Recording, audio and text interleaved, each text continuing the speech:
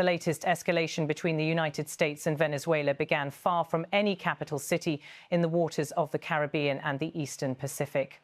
U.S. forces, acting under what Washington describes as an intensified anti-narcotics campaign, have carried out a series of lethal strikes on small boats that American officials say were used to move cocaine from Venezuela toward North America.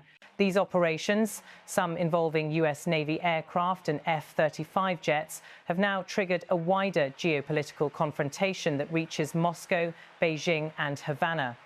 At the center of the crisis are two men who already define much of the regional political landscape: U.S. President Donald Trump, now in his second term, and Venezuelan President Nicolás Maduro, who has long accused Washington of plotting to remove him from power. In recent months, the United States has deployed a powerful naval force into the Caribbean and the broader Latin America region. The USS Gerald R. Ford aircraft carrier strike group, the U.S. Navy's newest and largest carrier, has moved under U.S. Southern Command, joining warships, a nuclear submarine and advanced aircraft already operating near Venezuelan waters. The Trump administration says these forces are targeting transnational drug traffickers and criminal networks that operate speedboats and semi-submersible craft from Venezuela's coastline. In a series of operations, U.S. aircraft and ships have struck suspected go-fast boats, sinking several and killing multiple people on board. Some of the most serious allegations came from a Washington Post investigation which reported that Defense Secretary Pete Hegseth authorized a follow-up strike on one of the boats in early September, a second attack that targeted survivors in the water.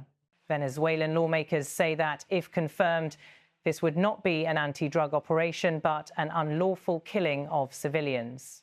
Caracas responded by announcing a parliamentary investigation. Venezuela's National Assembly President Jorge Rodriguez said the legislature had formed a special commission to examine what he called serious accusations about U.S. military conduct at sea and to work with prosecutors to determine whether international law was violated. For human rights organizations and some U.S. legal experts, the concern is clear. Repeated lethal strikes, far from any declared battlefield, raise questions over the rules of engagement and the legal basis for targeting suspected traffickers who may not be actively engaged in combat. Moscow has seized on these incidents to sharpen its criticism of Washington and to portray itself as a defender of Venezuelan sovereignty. Russian officials have already accused the United States of using excessive military force in the Caribbean under the banner of anti-drug operations. At a recent briefing, Russia's foreign ministry condemned the strikes on Venezuelan-linked boats as a violation of international norms. Sergei Lavrov said this is how, in general, lawless countries act, as well as those who consider themselves above the law. For the Kremlin, the political message is twofold. First, that the United States is operating outside legal frameworks in the name of counter-narcotics, and second, that any move toward direct military action against Venezuela will meet diplomatic resistance from Russia. Moscow has long-standing ties with Caracas, including arms sales, energy cooperation and intelligence sharing. Russian officials say they are in constant contact with the Venezuelan government and insist that they oppose any attempt at regime change through force. At the same time, analysts note that Russia's bandwidth to assist Venezuela is limited. Much of Moscow's military and industrial capacity remains tied up in its war against Ukraine, and Western sanctions have restricted its ability to project power far beyond its immediate neighborhood. A recent analysis suggested that while Russia could send some equipment and advisors, any large-scale deployment to Venezuela is unlikely. The crisis has also drawn in other U.S. rivals. Chinese President Xi Jinping recently sent a message to Nicolás Maduro expressing solidarity. Xi Jinping wrote that China and Venezuela are intimate friends, dear brothers and good partners, and that China resolutely opposes the meddling of external forces in Venezuela's internal affairs under any pretext. For Beijing, Venezuela is part of a broader pattern opposing U.S. interventionism while strengthening its own political and economic presence in Latin America, including through energy and infrastructure deals. Cuba, another close ally of Caracas, has also issued sharp warnings. Cuban Foreign Minister Bruno Rodriguez described the U.S. military buildup around Venezuela as an exaggerated and aggressive threat and said any attack on the country would be extremely dangerous and a violation of the UN Charter. Bruno Rodriguez said any attempt to violently overthrow the Venezuelan government would be an exaggerated and aggressive act that violates international law.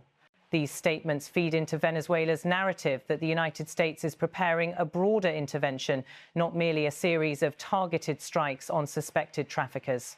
In Washington, the Trump administration insists it is not seeking a full-scale war with Venezuela, but officials have deliberately left all options open.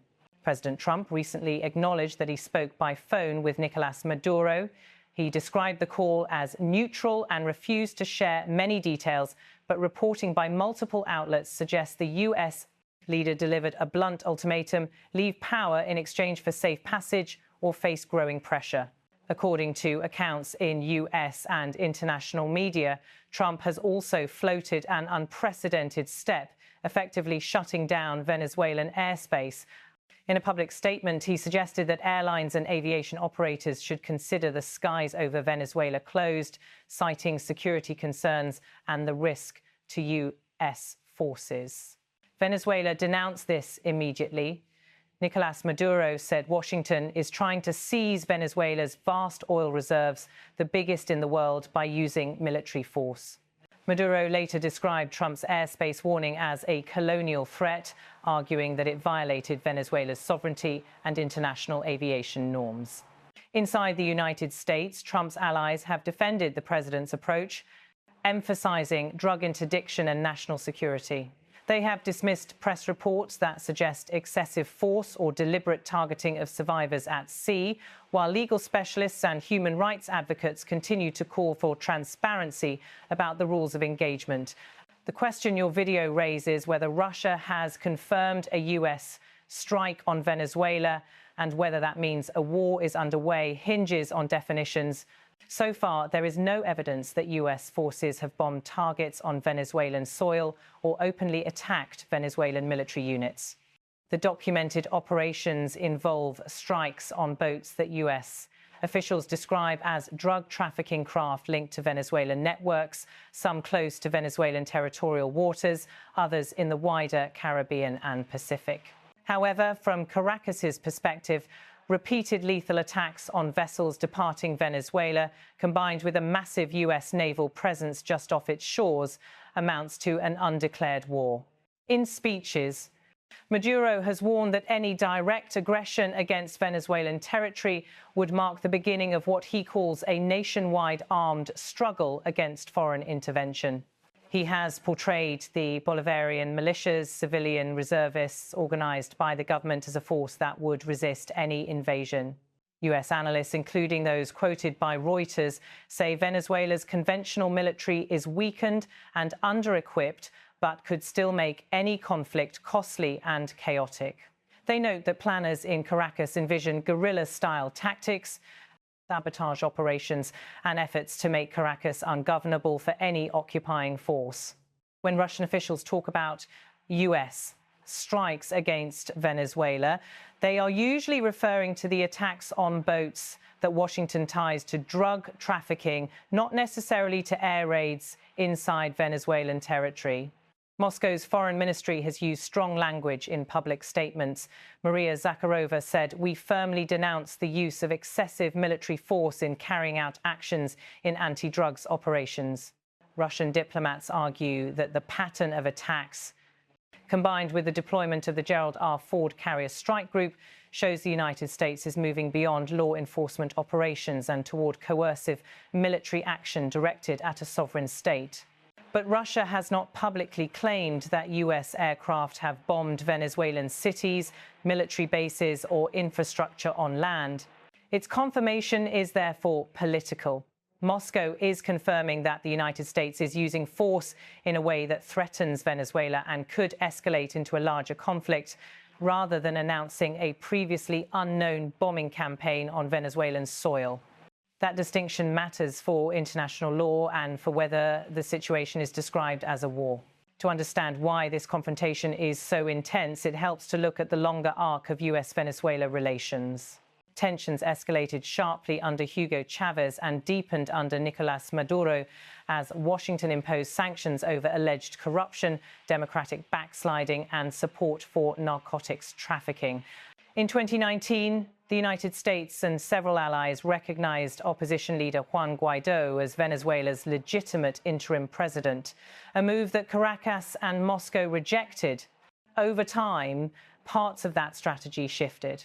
Humanitarian concerns, migration flows, and energy security led to periodic talks between Washington and Caracas, including limited sanctions relief in exchange for prisoner releases and political commitments. But the narrative from US officials that Maduro's government is deeply involved in the drug trade never disappeared and has now been revived as the Trump administration justifies its latest operations. For Caracas, the core issue is not the drug war, but control of its vast oil reserves. Maduro and his allies accuse the United States of trying to use a familiar playbook, apply economic sanctions, support opposition groups, and maintain military pressure, all with the aim of forcing political change in a resource-rich country. Nicolás Maduro wrote that Washington is trying to seize Venezuela's vast oil reserves, the biggest in the world, by using military force. That claim is strongly denied by US officials, but it resonates with many of Venezuela's partners, including Russia, China, and Cuba, who frame the crisis as another example of US interventionism in the global south. Beyond rhetoric, what can Moscow really do? Recent reports suggest Russia has supplied Venezuela with air defense systems and has not ruled out sending more advanced missiles in the future.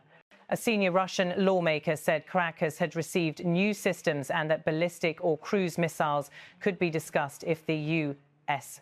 buildup continues. However, due to the demands of its war in Ukraine and its reliance on partners like China, Iran, and North Korea, Russia is unlikely to commit the kind of forces it deployed to Syria in 2015.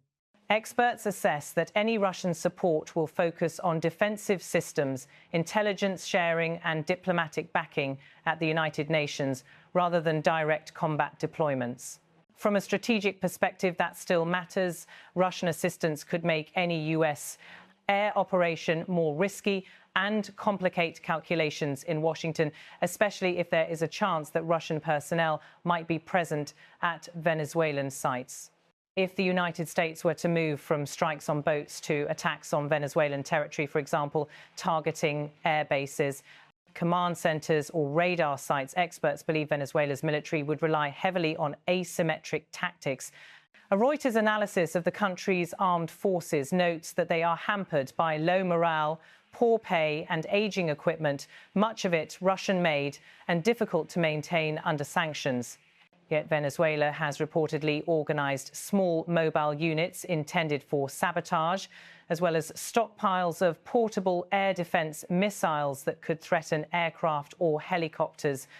Officials close to the government have also talked about anarchization, a plan to make Caracas ungovernable through unrest and irregular warfare if foreign troops ever tried to control the capital.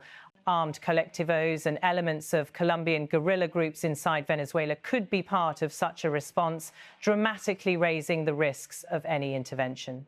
In that sense, even a limited US strike could trigger a chain reaction far beyond the initial targets. Diplomats and analysts see several scenarios. One is that the current pattern continues.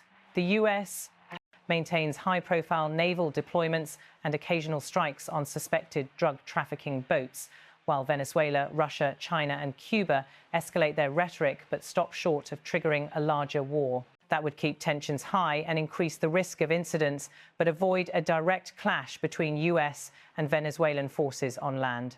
Another scenario is a controlled escalation, for example, a targeted US strike on Venezuelan radar or coastal facilities if Washington concludes that Caracas is directly threatening American ships or aircraft.